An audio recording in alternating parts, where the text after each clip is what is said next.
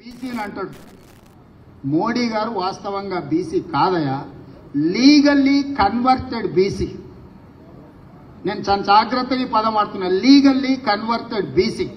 2001 వరకు ఆయన ముఖ్యమంత్రి కానంత వరకు ఆయన కులము గుజరాత్ రాష్ట్రంలో ఉన్నత వర్గాలలో ఉండే.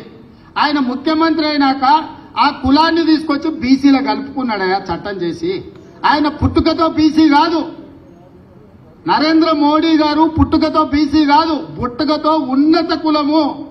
ఆయన సర్టిఫికెట్ ఈ రోజు బీసీ ఉండొచ్చు, కానీ మనస్తత్వం మాత్రము బీసీల వ్యతిరేక మనస్తత్వం. ఇవాళ కాంగ్రెస్ పార్టీలు దీనికి సమాధానం చెప్పాలి. 10 జనపథ్లో ఒక కులం లేదు, ఒక మతం లేదు, ఒక జాతి లేదు, ఒక దేశం లేదు. సోనియా గాంధీ ఇటలీ ఆమె. అంటే దీని ద్వారా రాహుల్ గాంధీకి కులం లేదు, రాహుల్ గాంధీకి మతం లేదు, రాహుల్ గాంధీకి జాతి లేదు, రాహుల్ గాంధీకి దేశం లేదు. కానీ నరేంద్ర మోడీ పక్కా ఇండియన్. ఈ రోజు ఎందుకు ఇలాంటి విద్వేషపు రాజకీయాలు, విద్వేషపు మాటలు మాట్లాడుతున్నారు? సమాజంలో శాంతి వద్దా? సమాజానికి ప్రేమ వద్దా? సమాజ అభివృద్ధి వద్దా? సమాజానికి ఈరోజు పేదలకు సంక్షేమం వద్దా?